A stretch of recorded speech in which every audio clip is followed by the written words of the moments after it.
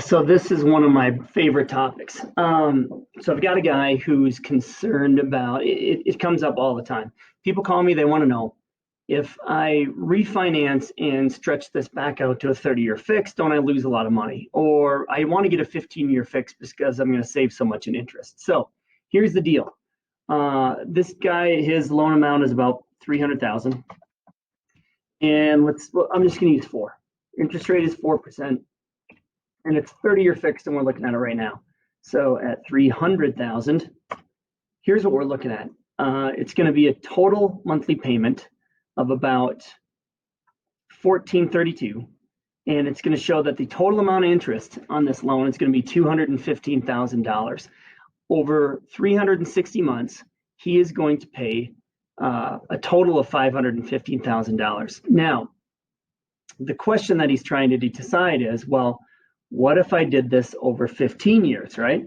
It's a 15-year, and he was going to recalculate this thing. How much interest would he save? So I'm going to do this. Let's just, I'm going to take a snip of this. Start here. Move this out of the way. And now we're going to do 15. So what he just did is he now increased his payment from $1,432 up to $2,220. But man, look at how much interest he saved. He saved a total of, what are we looking at? About $115,000 in interest, right? Because he's paying it off in half the time. So the question that I have for all these guys is, and when we're looking at something like this, is part of the reason they want to pay this thing off so fast is because the banks are encouraging them to do so. So why would the banks want you to pay off? Oh, and you know what? Let's do this. Let's even say that we're going to get a 0.5%. Right now, you can't really do that, but let's say you get a 0.5% better, lower interest rate. So now it's $86,000 versus the original $215. We're looking at about $130,000 difference, right? So what I'm thinking he should do instead, of course, is don't pay any extra at all. Don't take the 15-year, take the 30. And why would I say that? Well, we're going to do the math a little bit differently on here. And I'm going to go like this. I'm going to say that if we got the 2144 and now we've got 1432, there's a difference of $700 a month. In addition to that, I can also figure out, depending upon where he is on a refinance or a purchase, what that $712 a month represents. So $712 a month in this scenario is going to be like this. It's going to be at 1432 divided by the 300,000. It's $4.78 per thousand borrowed is what we're looking at. So if I was to take divided by 478, about $150,000 is to have this exact same payment. So let me show you what I mean. We've got this payment right here of $21.44. So I'm going to get rid of this snip. And instead, I'm going to take this one. So if I was to take a 30-year, and I was going to go at 450, and I'm going to bump my rate back up to 4. And what I want to do is I want to have a payment like this one. Now this is a 30-year, and I calculate this. What it's going to do for me is it's going to show me that this payment is essentially the same. So I can pay the same right now as I could if I took the 15-year. You with me? This is the payment on a 15-year, normally at that 3.5% rate. But I'm taking a 30 and I'm borrowing $450,000 instead of that 300. So why would I do this? Because what if instead of doing that, I took that $150,000 and I'm going to do this with it. So I want to go here and let's do this. Just put it in. All right. So now here's what I want to do. I'm going to take that $150,000 and I'm going to invest it at one time. we'll use the same rate, 4%. I'm never going to add anything left to it, and I am going to invest that for the 30 years. So our difference, just to be clear here, the difference in what we could save in interest was $130,000. Remember, if we were to borrow 300 grand for 30 years versus if we were going to borrow it for 15 years.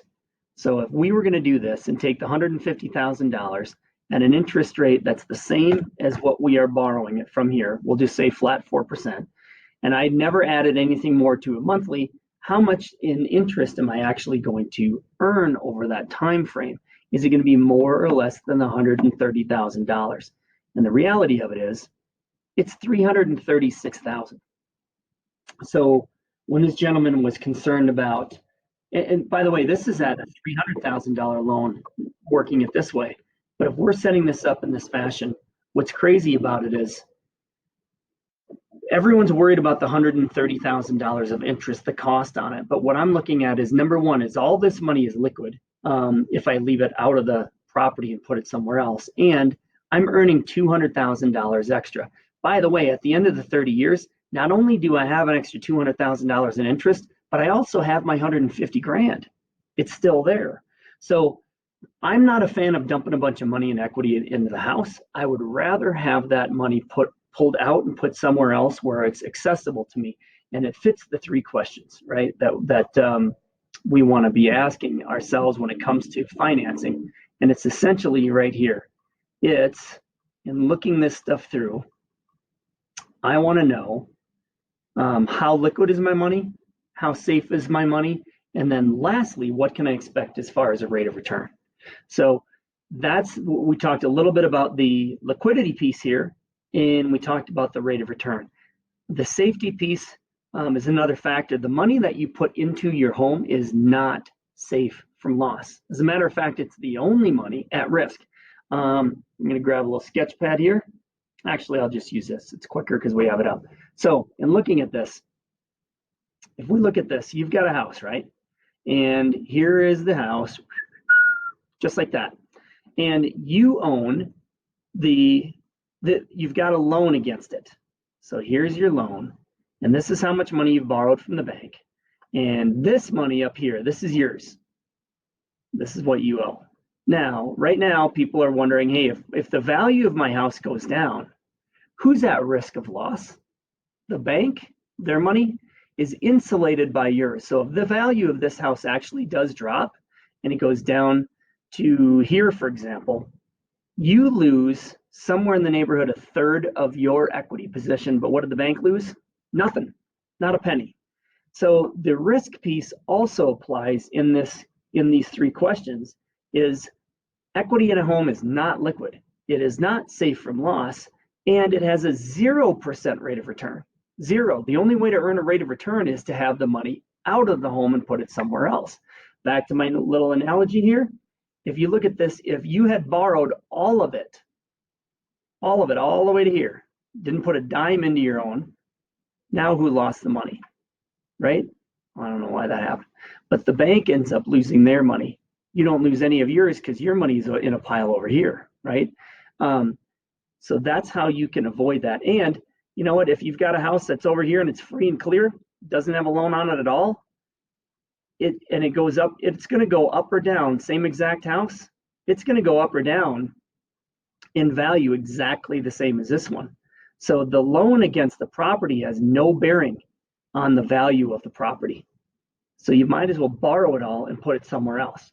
Does that make sense? If you want to know more, subscribe to my videos, go to the YouTube page, just type in the word YesTodd. But I'd love to share more of these concepts with you and help you to be able to accumulate wealth.